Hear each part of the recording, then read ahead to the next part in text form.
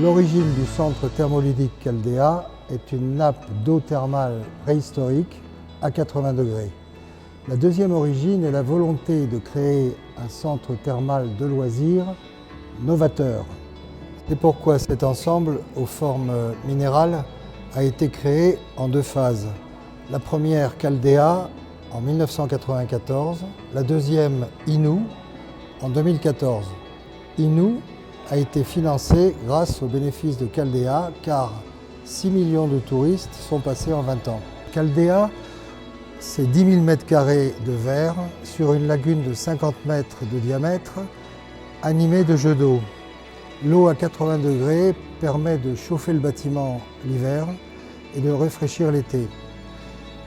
L'ensemble a été conçu pour créer des animations dans tous les espaces, des animations très différenciées. Les bols accueillent différentes thérapies hydrauliques pour la nuque, les jambes, les muscles. Les gens se promènent librement à travers les rivières à 5 km/h, peuvent se baigner l'hiver comme l'été. Il y a des zones de massage, des zones de repos, des zones où on peut bronzer. L'ensemble se crée dans un climat calme. Inou, 20 ans après, construit en 2 ans, sur des engagements clés en main, offre un programme plus exclusif, complémentaire de celui de Caldea.